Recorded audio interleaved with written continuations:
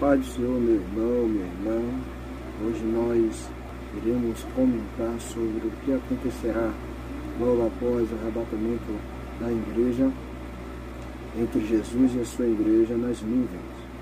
O povo arrebatado, já com seus corpos glorificados, comparecerá perante o tribunal de Cristo, para que as suas obras realizadas no corpo, como crentes, sejam provadas, a fim de que recebam ou não o seu galardão. E, como falei, este assunto que nós iremos abordar é justamente o tribunal de Cristo. Quero ler um texto que está escrito em 2 Coríntios, capítulo de número 5, versículo de número 10, que diz assim a seguinte expressão, Paulo escrevendo à igreja de Coríntios: porque todos devemos comparecer ante o tribunal de Cristo, para que cada um receba segundo o que tiver feito por meio do corpo, o bem ou o mal. 2 Coríntios, capítulo de número 5, versículo de número 10. É preciso salientar que aqui não se trata do julgamento das nações e nem do juízo final. O julgamento das nações acontecerá logo após a grande tribulação, que na ocasião as nações serão julgadas e entrarão no reino milenial de Cristo. Você pode conferir isso em Mateus capítulo 25, versículos de número 31 e o versículo de número 32. Também é saliente também tratarmos aqui que também não se trata do julgamento do trono branco, pois este julgamento acontecerá logo após o milênio. Você pode conferir isso em Apocalipse capítulo de número 20, versículo de número 11 até o versículo de número 15. Mas o que diz a palavra de Deus sobre o tribunal de Cristo? É isso que nós iremos abordar durante este vídeo, ao qual nós iremos comentar. Primeiro, quando e onde será o julgamento? Esse julgamento. A Bíblia ela nos dá muita ênfase e nos mostra claramente que quando vai acontecer esse julgamento, ele acontecerá no dia em que Jesus vier. Vindo ele, trará consigo o galardão. Ou seja, quando Jesus arrebatar a sua igreja, ele vier buscar a sua igreja, ele trará consigo o galardão da igreja. Então isso acontecerá justamente após o arrebatamento da igreja. Você pode conferir isso em Apocalipse capítulo de número 22, versículo de número 12. Paulo, ele disse que naquele dia receberia a coroa da justiça. Em 2 Timóteo capítulo de número 4, versículo de número 8. Pedro também escreveu que quando comparecer o sumo sacerdote, ou melhor, quando aparecer o sumo sacerdote, a coroa de glória lhe será dada. 1 Pedro capítulo 5, e versículo de número 4. Ou seja, quando acontecerá esse tribunal de Cristo, é justamente quando ele vier buscar a sua igreja. Quanto o lugar, uma vez que a igreja arrebatada estará nos céus, a instalação do tribunal de Cristo deverá ser nas regiões celestiais. Então fica bem claro aqui que quando acontecerá esse tribunal de Cristo, esse julgamento, ele acontecerá justamente quando Jesus vir buscar a sua igreja, e o lugar, com certeza, será nas regiões celestiais. Quem será o juiz ali? O que será julgado ali? Paulo, ele escreve que todos devemos comparecer ante o tribunal de Cristo, para que cada um receba segundo o que tiver feito por meio do corpo, o bem ou o mal. Ou seja, quem será julgado ali é justamente os crentes salvos em Cristo Jesus. Ali, cada um dará conta de si mesmo, das obras que foram feitas aqui na terra. Então fica bem claro que quem será julgado ali é justamente os salvos. O que será julgado? Não serão julgados os nossos pecados, pois daquilo que Jesus perdoou não se recorda jamais. Você pode conferir isso em Hebreus capítulo 8, versículo de número 12 e também capítulo 10, versículo de número 17.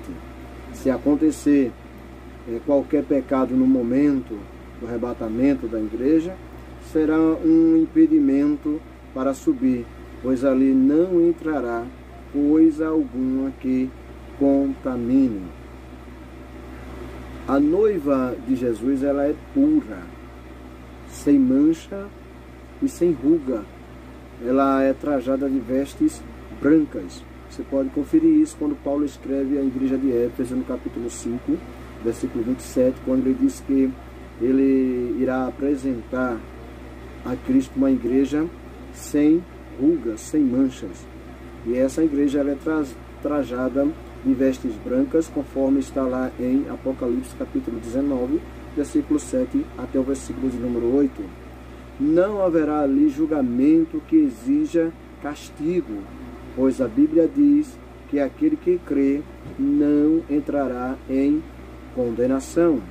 Romanos capítulo 8, versículo 1 diz que, portanto, agora nenhuma condenação há para os que estão em Cristo Jesus, que não andam segundo a carne, mas segundo o Espírito.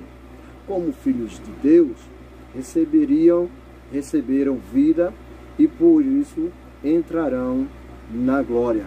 Como servo de Deus, receberão o seu galardão. Nesse julgamento serão provadas as obras que os salvos realizaram como tais, a fim que sejam provadas, e as obras receberão o galardão. Então, o que será julgado ali não será os nossos pecados, né?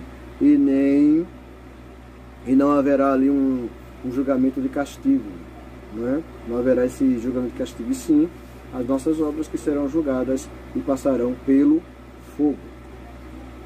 Quem será o juiz? O juiz será o próprio Jesus, o nosso querido Salvador.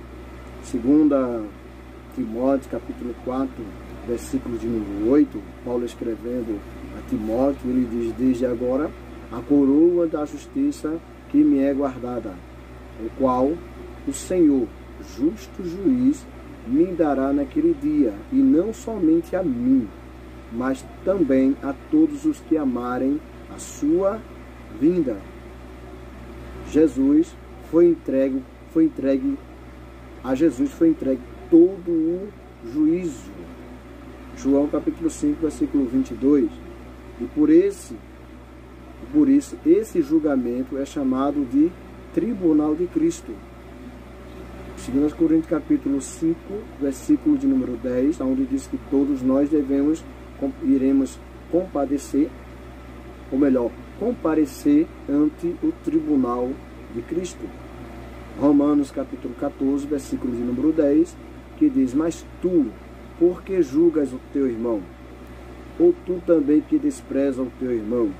Pois todos havemos de comparecer ante o tribunal de Cristo. Nós seremos assistidos pelo Espírito Santo, que operará como um fogo, através do qual o resultado aprovado há de aparecer. Segundo 1 Coríntios capítulo 3, versículo de número 13, a Bíblia diz assim: a obra de cada um se manifestará, na verdade, o dia a declarará, porque pelo fogo será descoberta, e o fogo provará qual seja a obra de cada um.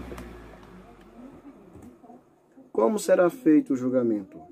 A palavra de Deus nos mostra que as obras realizadas pelos salvos por meio do corpo aparecerão com o valor e qualidade que possui perante o Senhor, conforme está registrado em 1 Coríntios, capítulo 3, versículo 12 até o versículo de número 15, que retrata o julgamento ante o tribunal de Cristo. As obras dos salvos aparecerão na forma de diferentes materiais, e tudo passará pelo fogo para ser provada. Ali não se trata, então, da aparência externa, de propaganda, nem de louvor próprio ou aplausos de outros. Não, o valor perante Deus está relacionado com a fidelidade, a obediência, o amor, a abnegação e a humildade com as obras que foram feitas. Aquele que procuram a sua própria glória já receberão o seu galardão e não lhe sobrará para aquele grande dia. Quem faz a obra aqui na terra, com o intuito de receber glória dos homens, já recebe o seu próprio galardão aqui na terra, e no dia do tribunal do Cristo não terá o seu devido galardão. Vejamos, portanto, os diferentes materiais que o Espírito Santo utilizará para mostrar a maneira como o Senhor vê as obras dos crentes. Há pelo menos 6 obras que serão manifestadas naquele dia. 3 são obras indestrutíveis e 3 são obras que são consumidas pelo fogo facilmente. A primeira obra é justamente a obra feita em ouro. Ouro simboliza as coisas de providência, de procedência divina, as coisas celestiais. A Bíblia diz em Apocalipse capítulo 3, versículo de número 18, que Jesus, escrevendo a uma das 7 igrejas da Ásia, ele diz assim: aconselho-te que de mim compres ouro provado no fogo, para que te enriqueças, e roupas brancas para que te vistas, e não apareça a vergonha da tua nudez, e que unja os teus olhos com colírios, para que vejas. As obras figuradas em ouro significam obras feitas em Deus. São aquelas obras que nós fazemos não com o intuito são as obras que são feitas não com o intuito em que seja mostrada aos homens, mas sejam obras que sejam mostradas para Deus. Então, são obras feitas em Deus. João 3,21 diz: mas quem pratica a verdade vem para a luz, a fim que as suas obras sejam manifestas, porque são feitas em Deus, ou conforme também a sua palavra. Paulo, escrevendo à igreja de Corinto, no capítulo 1, no capítulo 4, versículo de número 5 de 1 Coríntios, ele diz assim: portanto, nada julgueis antes do tempo, até que o Senhor venha, o qual também trará à luz as coisas ocultas das trevas, e manifestará os desígnios dos corações, e então cada um receberá de Deus o louvor. Paulo, ainda escrevendo à igreja de Coríntios, no capítulo de número 10, versículo 31 de 1 Coríntios, ele diz: portanto, que comais, que bebais, ou façais outra coisa qualquer, fazei tudo para a glória de Deus. Ou seja, a obra feita de ouro, como já disse, são aquelas que são feitas para Deus, obras feitas em Deus. Então essa passará pelo fogo, e o crente que tiver essa obra receberá o seu devido galardão. A segunda obra em que será manifestada pelo fogo é a obra feita de prata. Este material era usado como pagamento de redenção dos primogênitos, e ela simboliza a redenção de Cristo. Se você ver lá em Êxodo, capítulo 30, versículo 11 até o versículo 16, e o capítulo 26 e o versículo 25, as obras figuradas em prata significa que foram feitas pela fé em Cristo e não através da força natural do homem. Paulo disse que trabalhava pela graça de Deus. Você pode conferir isso em 1 Coríntios capítulo 15, versículo de número 10. Prata simboliza, consequentemente, um espírito de reconciliação, tanto que caracterizou o caráter de Cristo, que era, ele tinha ele veio reconciliar o homem para com Deus. Jesus disse em Lucas capítulo 23, versículo 24, diz assim: Pai, perdoa porque não sabe o que fazem. E repartindo as suas vestes, lançaram sorte. Mesmo em meio à condenação da cruz, Cristo olhou para os homens e ainda assim pediu a Deus que perdoassem o povo. Era um espírito de reconciliação. Esse é o espírito que deve dominar a todos quantos servem ao Senhor, pois sem este sentimento nobre, mesmo grandes obras realizadas poderão perder o seu devido valor. Então é necessário que tenhamos um espírito de reconciliação, de conciliação, de perdoar aqueles que também nos ofendem. A terceira obra é chamada a obra de pedras preciosas. Simboliza o espírito dado pelo Senhor como um adorno à sua noiva, pois antigamente os noivos adornavam as noivas com joias. Você pode ver que no Antigo Testamento, quando Rebeca ela tem um encontro com Isaac, o seu servo traz a ela joias preciosas, joias de ouro, joias de prata, e ao qual ele deu para Rebeca. Também deu coisas preciosas a seu irmão, também a sua irmã. Você pode conferir isso em Gênesis capítulo 24, versículo 22 e o versículo de número 53. As obras figuradas por pedras preciosas significam que são obras feitas pelo poder do Espírito Santo.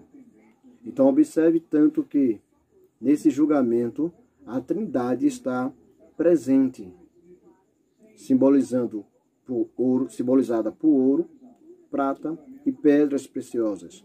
Obras de ouro são aquelas que são feitas em Deus. Obra de prata são aquelas que são feitas em Jesus.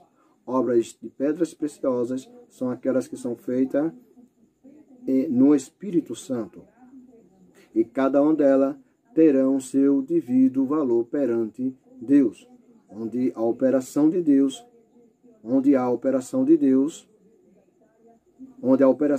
falta a obra assemelhadas a materiais fracos que representam o trabalho meramente humano.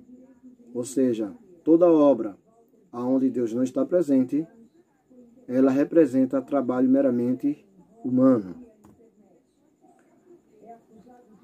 O quarto material que a Bíblia descreve e que passará pelo fogo é justamente a madeira. Simboliza coisas humanas, pois cresce de si mesma. Existem obras que qualquer pecador pode fazer. Em Lucas capítulo 6, versículo 32 até o versículo 34, você vai observar que Jesus ele fala sobre isso. Obras em que não só os justos fazem, mas também os próprios pecadores também fazem. E é necessário que essa obra feita em madeira, ela passará pelo fogo e o fogo a consumirá. A quinta obra feita é justamente o feno. Simboliza tudo aquilo que carece de renovação. É triste viver e trabalhar sem receber renovação, pois também não receberá galardão. Quem somente trabalha por costume alcançará resultado negativo no tribunal de Cristo. Tem pessoas que fazem essa obra de feno, né? Como diz que são obras em que pessoas trabalham por costume. Esse aí não vai alcançar resultado positivo nunca. Ou seja, eu estou indo para a igreja, eu estou fazendo essa obra porque é a minha, eu sofro pressão para fazer. Essas são obras chamadas de feno. Obra de palha significa a estabilidade, pois é muito fraca. Palha fala também de escravidão. Foi a palha que os israelitas tiveram que colher no Egito. E devemos, portanto, servir a Deus na liberdade do Espírito e não em uma escravidão imposta por nós mesmos ou então por outros. Essa é chamada obra de palha. Então você pode ver que as 6 obras, cada uma ela tem o seu significado. Obra de ouro, obra de pedra, obra de prata, obra de pedras preciosas, que são obras que são feitas na Trindade, e obras de palha, feno, madeira, que são obras meramente humanas, e que cada uma delas passaram pelo fogo, e se você for observar, cada obra que são feitas, ela vai perdendo a sua escala, até chegar à obra que quando o fogo passar, será totalmente consumido. E se você for observar também, madeira, palha e feno são obras superficiais, são obras que você encontra na superfície, mas prata, ouro, pedras preciosas, você não encontra na superfície, mas você encontra nas partes mais baixas. Ou seja, para se fazer a obra de Deus é necessário descer, para que possa receber o galardão da parte do Senhor. Quais as recompensas que serão dadas após passar pelo tribunal de Cristo? A Bíblia descreve as recompensas em coroas, que são pelo menos 5 recompensas que serão dadas segundo as obras de cada salvo. Primeiro, a coroa da vitória, está descrita em 1 Coríntios, capítulo 9, versículo de número 25. A vida cristã, ela constitui numa batalha espiritual contra pelo menos 3 inimigos, que é a carne, o mundo e o diabo. E essa coroa é denominada também como coroa incorruptível, porque se refere à conquista do domínio do crente sobre o velho homem. Então, todos os dias nós estamos em uma luta. E quando passamos por essa luta, fazendo a obra de ouro, teremos a recompensa com essa coroa chamada coroa da vitória. A segunda recompensa é chamada de coroa de gozo. Está lá em Tessalonicenses capítulo 2, versículo de número 19. A palavra gozo significa prazer, alegria, satisfação. Uma das atividades cristãs é ganhar almas para Cristo, livrando-as da perdição eterna. Por isso que ganhar almas, sábio é, como está lá em Provérbios, capítulo 11, versículo 30, que diz que aquele que ganha almas, sábio é. A terceira coroa é chamada coroa da justiça. Está em 2 Timóteo, capítulo 4, versículo 7 até o versículo de número 8. Combati o bom combate, acabei a carreira, guardei a fé. Desde agora, a coroa da justiça me está guardada, ao qual o Senhor, justo juiz, me dará naquele dia. E não somente a mim, mas também a todos que amarem a sua vida. É o prêmio dos fiéis, dos trabalhadores da fé, dos combatentes do Senhor, aos quais, vencendo tudo, esperam a sua vinda. A quarta coroa é justamente chamada a coroa da vida. Não se trata da simples vida que temos aqui. Essa coroa é um prêmio porque implica a conquista de um tipo de vida superior, que é justamente a vida eterna, ou a simples vida espiritual, como a tem a obra expiatória de Jesus Cristo, a vida eterna. É o galardão da fidelidade do crente. Então a quarta recompensa se chama a coroa da vida. E a quinta e última coroa chama-se a coroa da glória. Você pode ver isso em 1 Pedro capítulo 5, versículo 3 até o versículo de número 4. Certos eruditos na Bíblia dizem que esta é a recompensa dos ministros fiéis, que promoveram o reino de Deus sem esperar recompensa material.